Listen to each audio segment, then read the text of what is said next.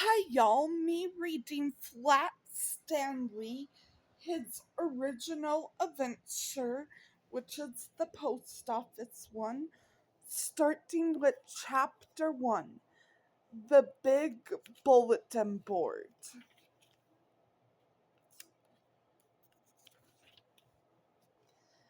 Breakfast was ready. I will go wake up the boys, Mrs. Lamhop said to her husband George. Mrs. Lambchop said to her husband George Lambchop. Just then their younger son Arthur called from the bedroom. He shared with his brother Stanley. Hey, come and look. Hey, Mr. and Mrs. Lambchop. Hey, come and look. Hey, Mrs. and Mrs. Lambchop were both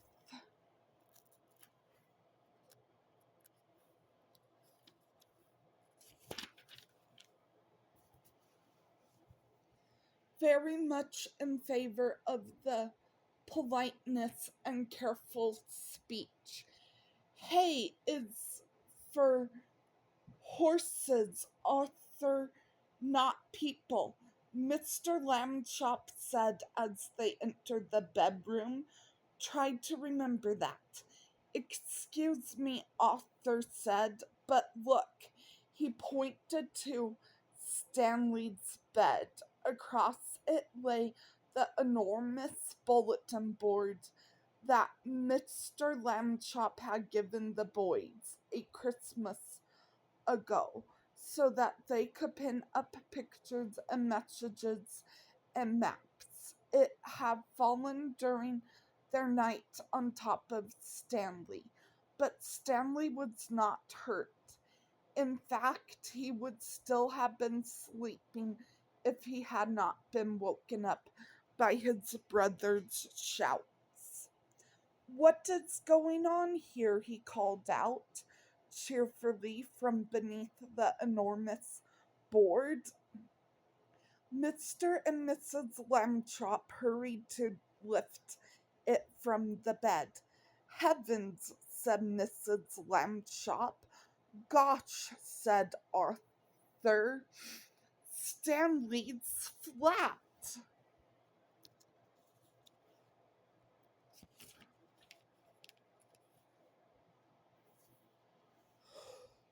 Chwap! As a pancake, said Mr. Lambchop. Darnest thing I've ever seen. Let's all have breakfast, Mrs. Lambchop said. Then Stanley and I will go see Dr. Dan and hear what he has to say. In his office, Dr. Dan examined Stanley all over. How do you feel? He asked. Does it hurt very much? I felt sort of tickly for a while after I got up, Stanley Lambchop said, but I feel fine now. Well, that's mostly how it is with these cases, said Dr. Dan. We'll just have to keep an eye on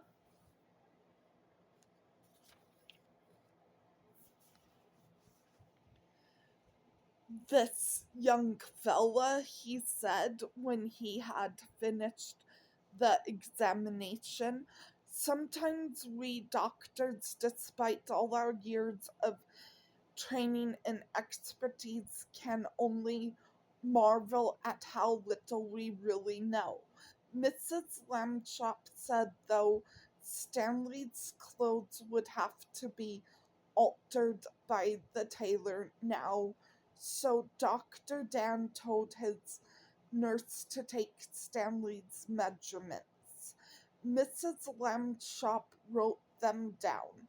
Stanley was 4 feet tall, about a foot wide, and a half an inch thick.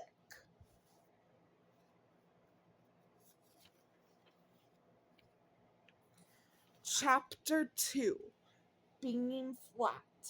When Stanley got used to being flat, he enjoyed it.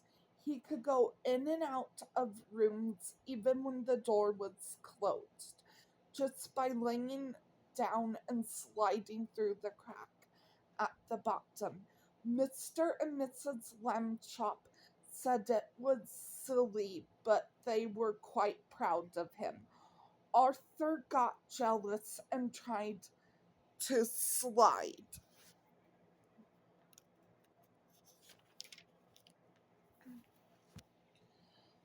under a door, but he just banged his head.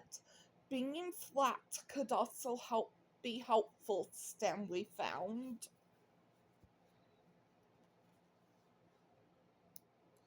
He was taking a walk with Mrs. Lambchop one afternoon when her favorite ring fell from her finger. The ring rolled across the sidewalk and down between the bars of a garland that covered a deep, dark shaft. Mrs. Lambchop began to cry.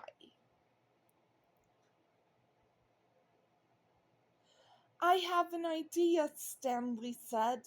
He took the laces out of his shoes and an extra pair of his pocket and tied them all together to make one long lace.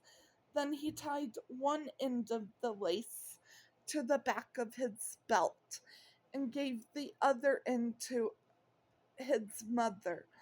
Lower me, lower me, he said, and I will look for the ring.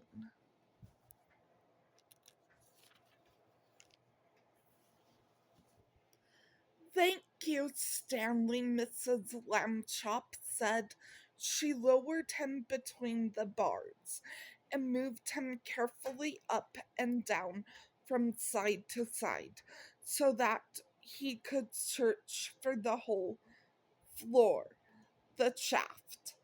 Two policemen came by and stared at Mrs. Lambchop as she stood holding the long lace that ran down through the grating. She pretended not to notice them. What's the matter, lady? The first policeman asked. Is your yo-yo stuck? I am not playing with a yo-yo, Mrs. Lambchop said sharply. My son is at the other end of this lace, if you must know.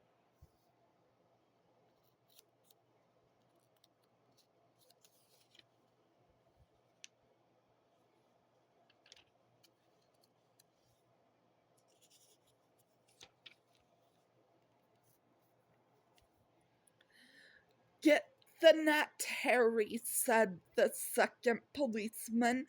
We have caught a cuckoo. Just down in the shaft, Stanley cried out, Hooray!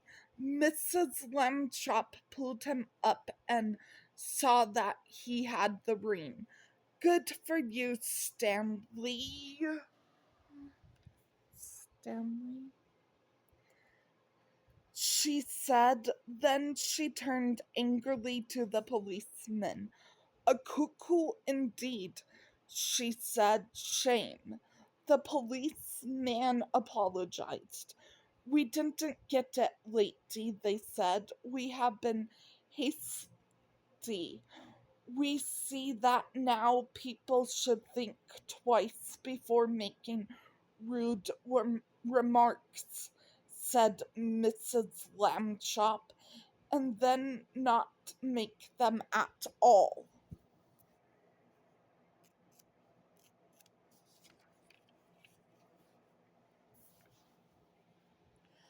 The policeman realized that was a good rule and said they would try to remember it. One day Stanley got a letter from his friend Thomas Anthony Jeffrey, whose family had moved recently to California. A school vacation was about to begin, and Stanley was invited to spend it with the Jeffreys. Oh boy, Stanley said, I would love to go. Mr. Lambchop sighed. A round trip train or airplane ticket to California is very expensive, he said. I will have to think of some cheaper way. When Mr. Lambchop came home from the office that evening, he brought with him an enormous brown and paper envelope.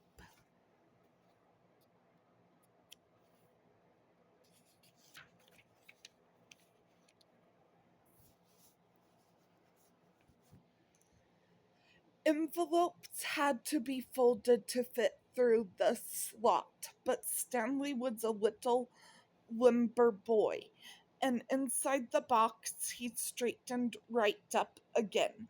Mrs. Lambchop was nervous because Stanley had never been away from home alone before. She rapped on the box. Can you hear me?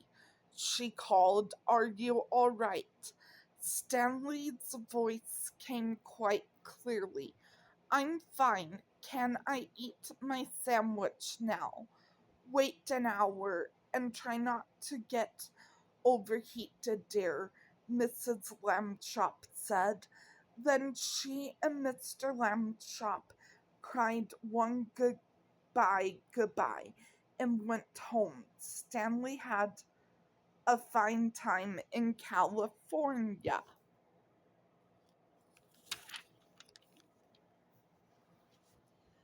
When the visit was over, the Jeffreys returned him in a beautiful white envelope they had made themselves. It had red and white blue markings to show that it was airmail. And Thomas Jeffrey had lettered it valuable and fragile, and this ended up on both sides. Back home, Stanley told his family that he had been handled so carefully he never felt a single bump. Mr. Lambchop said it proved the jet planes were wonderful, so was the postal service. That was great age in which to live. Stanley thought so too. Okay, bye y'all.